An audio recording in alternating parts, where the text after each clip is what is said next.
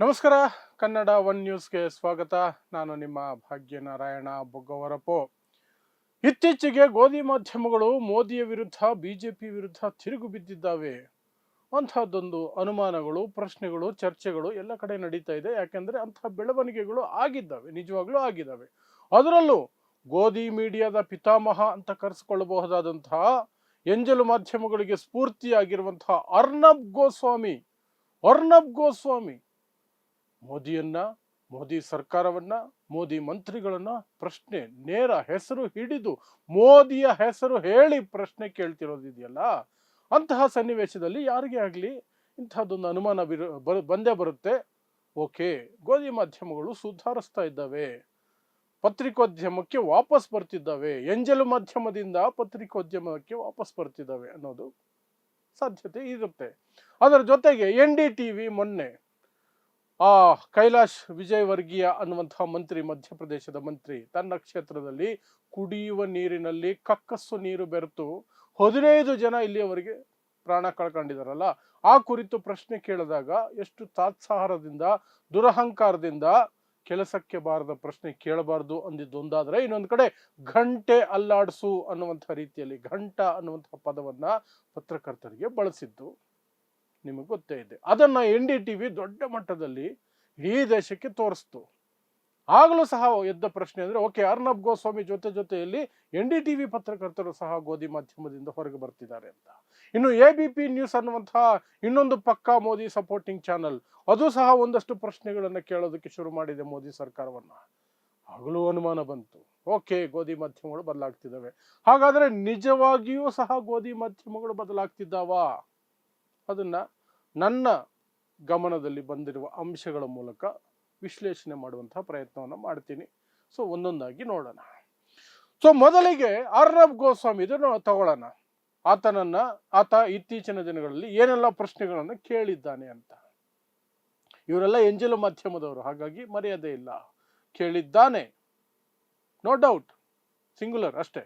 Okay, ಆತ ಆರಂಭಿಸಿದ್ದು IndiGo ವಿಮಾನಗಳ ಏನು ಹಾರಾಟದಲ್ಲಿ ವ್ಯತ್ಯಯ ಆಯ್ತಲ್ಲ, ಸಾವಿರಾರು ವಿಮಾನಗಳು ಕ್ಯಾನ್ಸಲ್ ಆಯ್ತಲ್ಲ, ಜನ ಏರ್ಪೋರ್ಟ್ಗಳಲ್ಲಿ ತುಂಬಿ ಪರದಾಡಿ ನರಳಾಡಿ ಇಕ್ಕಟ್ಟಿಗೆ ಸಿಲುಕೊಂಡು ಒದ್ದಾಡಿದ್ರಲ್ಲ, ಆ ಸಂದರ್ಭದಲ್ಲಿ ದಿಢೀರಂತ ಮೋದಿ ಸರ್ಕಾರದ ವಿರುದ್ಧ, ಮೋದಿಯ ವಿರುದ್ಧ ಹರಿಹಾಯ್ದಿದ್ದೆ ಮನುಷ್ಯ ಅರ್ನಬ್ ಗೋಸ್ವಾಮಿ. ಹರಿಹಾಯ್ದ. ಏನು ಮಾಡ್ತಿದೆ ಸರ್ಕಾರ, ಮೋದಿ ಸರ್ಕಾರ ಏನು ಮಾಡ್ತಿದೆ? ಏರ್ಪೋರ್ಟ್ಗಳು, ಬಸ್ ಸ್ಟ್ಯಾಂಡು, ರೈಲ್ವೆ ಸ್ಟೇಷನ್ಗಿಂತ ಕೆಟ್ಟದಾಗ ಆಗ್ಬಿಟ್ಟಿದ್ದಾವೆ. ಅದಕ್ಕಿಂತ ಹೆಚ್ಚು ಜನಸಂದಣಿ ಆಗ್ಬಿಟ್ಟಿದೆ. ಫ್ಲೈಟ್ಗಳು ಕ್ಯಾನ್ಸಲ್. ಏನಾಗಿದೆ ಏವಿಯೇಷನ್ ಮಿನಿಸ್ಟ್ರಿಯಲ್ಲಿ? ಏನು ಮಾಡ್ತಿದ್ದಾರೆ ಏವಿಯೇಷನ್ ಮಿನಿಸ್ಟರ್ ಅಂತ ರಾಮಮೋಹನ್ ನಾಯ್ಡು ಅನ್ನುವಂತಹ TDP ಪಕ್ಷದಿಂದ ಮೋದಿ ಸರ್ಕಾರದಲ್ಲಿ ವಿಮಾನಯಾನ ಸಚಿವರಾಗಿರೋರನ್ನು ಸಹ ಪ್ರಶ್ನೆ. ಆಗ ಅನ್ಕೊಂಡ್ರು ಸ್ವಲ್ಪ ಜನ, ಓಕೆ, ಇದು ಆಕ್ಚುಲಿ ಬೇರೆ ಏನೋ ಪ್ಲಾನ್ ಇದ್ದಂಗಿದೆ ಅರ್ನಬ್ ಗೋಸ್ವಾಮಿದು. ಅರ್ನಬ್ ಗೋಸ್ವಾಮಿ ಮೋದಿ ಹೆಸರು ಹೇಳಲ್ಲ, ಹೆಸರು ಹೇಳಿ ಯಾವತ್ತೂ ಬೈಯೋದಿಲ್ಲ, ಸಾಧ್ಯನೇ ಇಲ್ಲ. ಮೇ ಬಿ ತೆಲುಗುದೇಶಂ ಪಕ್ಷದ MP ಕೈಯಲ್ಲಿರುವಂತಹ ಮಂತ್ರಿಗಿರಿಯನ್ನು ಕಿತ್ಕೊಂಡು BJP MP ಅಥವಾ BJP ಪಕ್ಷದವರಿಗೆ ಯಾರಿಗಾದ್ರೂ ಕೊಡಿಸೋದಕ್ಕೆ ಈ ಪ್ಲಾನ್ ನಡೆದಿರಬೇಕು. ಸೊ TDP ಟಾರ್ಗೆಟ್ ಮಾಡ್ತಿರೋದು ಅರ್ನಬ್ ಗೋಸ್ವಾಮಿ. ಇದು ರಾಮಮೋಹನ್ ನಾಯ್ಡು ವಿರುದ್ಧದ ಮಾತೇ ಹೊರತು ಮೋದಿ ವಿರುದ್ಧದ ಮಾತಲ್ಲ ಅಂತ ಒಂದು ಅನ್ಕೊಂಡು ಸುಮ್ಮನಿದ್ವಿ. ಬಟ್ ಅದಾದ ಕೆಲವೇ ಗಂಟೆಗಳು, ಒಂದು ದಿನ ಅಥವಾ 2 ದಿನದ ನಂತರ ದಿಢೀರಂತ ಇನ್ನೊಂದು ಸ್ಟೋರಿ ತಗೊಂಡು ಬಂದ ಅರ್ನಬ್ ಗೋಸ್ವಾಮಿ. ಮಧ್ಯಪ್ರದೇಶದಲ್ಲಿ ಒಂದು ಮದುವೆ, BJP MLA ಮದುವೆ. ಆ ಮದುವೆಯಲ್ಲಿ ಕೇವಲ ಪಟಾಕಿಗೆ 70 ಲಕ್ಷ ರೂಪಾಯಿ ಖರ್ಚು ಮಾಡಿದ್ದಾರೆ. ಏನ್ ನಡೀತಿದೆ BJPಯಲ್ಲಿ? ಮೋದಿ ಏನ್ ಮಾಡ್ತಿದ್ದಾರೆ? RSS ಏನ್ ಮಾಡ್ತಿದೆ ಅಂದ್ಬಿಟ್ಟ ಅರ್ನಬ್ ಗೋಸ್ವಾಮಿ. ಆಗ ಎಲ್ಲರೂ ಬೆಚ್ಚಿ ಬಿದ್ರು. ಓಹೋ, ಏನೋ ನಡೀತಾ ಇದೆ. ಇಂಡಿಗೋ ವಿಚಾರದಲ್ಲಿ ಮಾತಾಡಿದಾಗ ನಾವೇನೋ ಇರ್ಬೋದು ಅನ್ಕೊಂಡ್ವಿ, ಬಟ್ ಇದೇನೋ ಬೇರೆ ರೀತಿ ಇದೆ. ಪೇಮೆಂಟ್ ಡಿಲೇ ಆಗಿದೆಯಾ ಅಥವಾ BJPಯಿಂದ ಏನಾದ್ರು ತೊಂದರೆ ಆಗಿದೆಯಾ? ಆ ಪರ್ಟಿಕ್ಯುಲರ್ MLAಗೂ ಈ ಅರ್ನಬ್ ಗೋಸ್ವಾಮಿಗೂ ಆಗಬರಲ್ವಾ? ಈ ರೀತಿ ಚರ್ಚೆಗಳು ಬಂತು.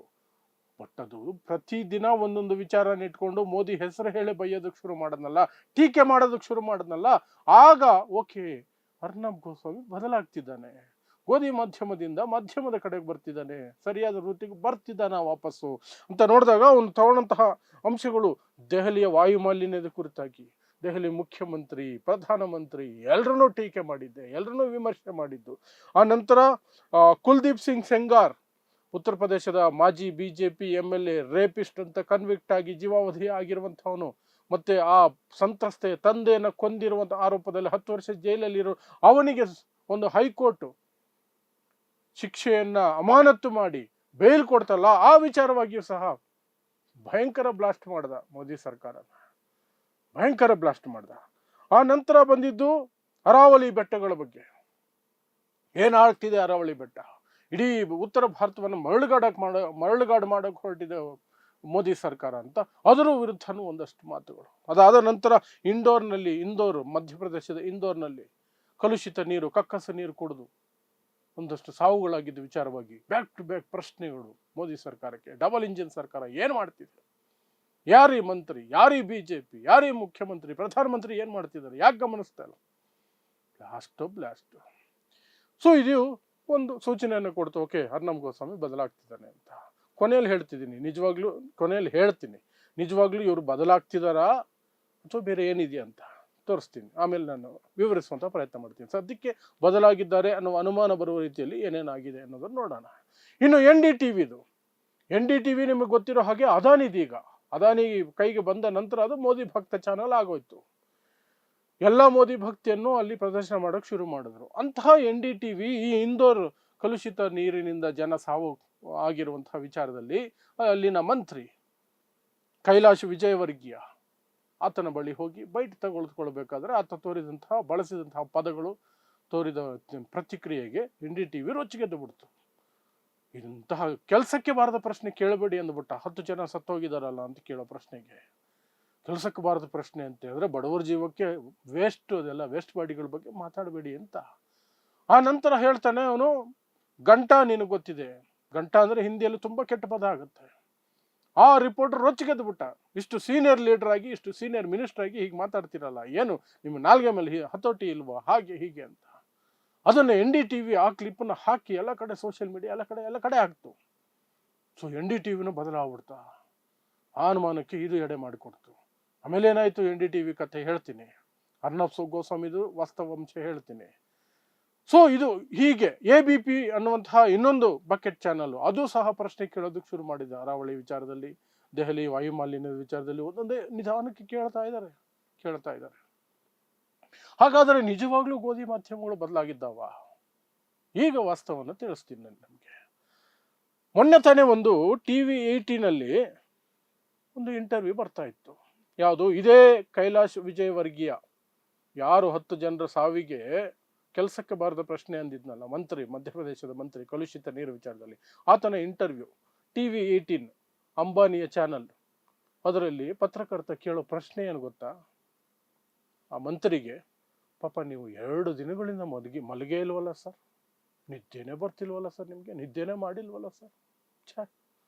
ಇದು ಪ್ರಶ್ನೆ, ಪತ್ರಕರ್ತನ ಪ್ರಶ್ನೆ. 10 ಜನರ ಜೀವ ಹೋಗಿದೆ, ಈಗ 15 ಆಗಿದೆ. ಅವನು ಇಂಟರ್ವ್ಯೂ ಮಾಡೋ 10 ಜನ. ಪತ್ರಕರ್ತ ಕೇಳೋ ಪ್ರಶ್ನೆನ 10 ಜನರ ಜೀವ ಹೋಗಿದೆ, ಕಲುಷಿತ ನೀರು, ಅದಕ್ಕೆ ಸರ್ಕಾರನೇ ಹೊಣೆ. ಆದ್ರೆ ಮಂತ್ರಿ ಬಳಿ ಕೇಳ್ತಿರುವಂತಹ ಪ್ರಶ್ನೆ, ನೀವು ಮಲಗೇ ಇಲ್ವಲ್ಲ ಪಾಪ, 2 ದಿನದಿಂದ ನೋಡ್ತಾನೆ ಇದ್ದೀನಿ, ಓಡಾಡ್ತಾನೆ ಇದ್ದೀರಿ. ಅದಕ್ಕೆ ಆ ಮಂತ್ರಿ, ಮತ್ತೆ ಈ ಕ್ಷೇತ್ರದ ಜನ ಎಲ್ಲ ನನ್ನ ಕುಟುಂಬದಲ್ಲಿ ಹೀಗಾಗಿರ್ಬೇಕಾದ್ರೆ ನಾನು ಮಲಗಕ್ಕೆ ಸಾಧ್ಯ ಇದೆಯಾ, ನಿದ್ದೆ ಬರುತ್ತಾ? ಓಹೋ. ಸೊ ಈಗ ಅನ್ಕೊಳ್ಳಿ, ಈ ಗೋಧಿ ಮಾಧ್ಯಮಗಳು ಬದಲಾಗಿದ್ದಾವ ಅಂತ ಸಾಧ್ಯನೇ ಇಲ್ಲ ಅನ್ಸುತ್ತಲ್ವಾ? ಅದು ಒಂದು ಕಡೆ. ಆದ್ರೆ ಇನ್ನು ಈ NDTV ಅವರು ಹಾಕಿ ರುಬ್ಬುದ್ರಲ್ಲ, ಅದೇ ಕೈಲಾಶ್ ವಿಜಯವರ್ಗೀಯ, ಅದು ಕೆಲ್ಸಕ್ಕೆ ಬಾರದ ಪ್ರಶ್ನೆ, ಗಂಟ, ಇದೆಲ್ಲ ಕೆಲವೇ ಗಂಟೆಗಳಲ್ಲಿ ಅದನ್ನು ಅವರ ಎಲ್ಲ ಅಕೌಂಟ್ಗಳಿಂದ ಡಿಲೀಟ್ ಮಾಡ್ಬಿಟ್ರ ಆ ವಿಡಿಯೋನ. ಇಂಗ್ಲಿಷ್ ಚಾನಲ್ಗೆ ಸಂಬಂಧಪಟ್ಟಂತಹ ಎಲ್ಲ ಅಕೌಂಟ್ಗಳಿಂದ ಆ ವಿಡಿಯೋ ಡಿಲೀಟ್ ಆಗೋಯ್ತು. ಹಿಂದಿ ಚಾನಲ್ಗೆ ಸಂಬಂಧಪಟ್ಟಂತಹ ಅಕೌಂಟ್ಗಳಲ್ಲಿ ಇದೆ. ಓಕೆ, ಇಂಗ್ಲಿಷ್ಗೆ ಸಂಬಂಧಪಟ್ಟಿದ್ರಲ್ಲಿ ಹಾಕಿದ್ದನ್ನ ಕಿತ್ತು ಬಿಸಾಕಿದ್ದಾರೆ NDTVಯಲ್ಲಿ. ಫ್ಯಾಂಟಾಸ್ಟಿಕ್. ಈಗ ಸ್ವಲ್ಪ ನಿಮ್ಗೆ ಅರ್ಥ ಆಗ್ತಿರ್ಬೇಕು. ಈಗ ಅರ್ನಬ್ ಗೋಸ್ವಾಮಿ ಕತೆ ಹೇಳ್ತೀನಿ, ಆಗ ಪೂರ್ತಿ ಅರ್ಥ ಮಾಡಿಸ್ತೀನಿ. ಅರ್ನಬ್ ಗೋಸ್ವಾಮಿದು ರಿಪಬ್ಲಿಕ್ TV ಕನ್ನಡದಲ್ಲೂ ಇದೆ, ಇಂಗ್ಲಿಷಲ್ಲಿ ಇದೆ, ಹಿಂದಿಯಲ್ಲಿದೆ, ಬೇರೆ ಭಾಷೆಗಳಲ್ಲೂ ಇದೆ, 4-5 ಭಾಷೆಗಳಲ್ಲಿ. ಅವನು ಅಟ್ಯಾಕ್ ಮಾಡ್ತಾ ಇದ್ದಿದ್ದು, ಟೀಕೆ ಮಾಡ್ತಿದ್ದು, ಮೋದಿ ಹೆಸರು ಹೇಳಿ ಟೀಕೆ ಮಾಡ್ತಿದ್ದು ಇಂಗ್ಲಿಷ್ ಚಾನಲ್ನಲ್ಲಿ. ಅದೇ ಟೈಮಲ್ಲಿ ಹಿಂದಿ ಚಾನಲ್ ನೋಡಿದ್ರೆ ಅದೇ ಮೋದಿ ಭಕ್ತಿ, ಅದೇ ಮೋದಿ ಭಜನೆ, ಅದೇ ಎಂಜಲು ಸುದ್ದಿಗಳು, ಅದೇ ಬೂಟ್ ನೆಕ್ಕೋ ಸುದ್ದಿಗಳು, ಅದೇ ಗೋಧಿ ಮಾಧ್ಯಮ ಆಗಿದೆ. ಹಿಂದಿಯಲ್ಲೊಂಥರ, ಇಂಗ್ಲೀಷಲ್ಲೊಂಥರ, ಎರಡು ತದ್ವಿರುದ್ಧ. ಸೊ ಯಾಕೆ ಅಂತ ಒಂದಷ್ಟು ಜನ ರಿಸರ್ಚ್ ಮಾಡಿದಾಗ ನೋಡಿದ್ದೇನು ಅಂದರೆ, ರಿಪಬ್ಲಿಕ್ ಟಿವಿಯ ವ್ಯೂವರ್ಶಿಪ್ಪು ನೆಲ ಕಚ್ಬಿಟ್ಟಿದೆ, ಆದಾಯ ನೆಲ ಕಚ್ಬಿಟ್ಟಿದೆ. 100 ಕೋಟಿ ಖರ್ಚಾದರೆ 20 ಕೋಟಿ ಮಾತ್ರ ಇನ್ಕಮ್ ಬರ್ತಿದೆ.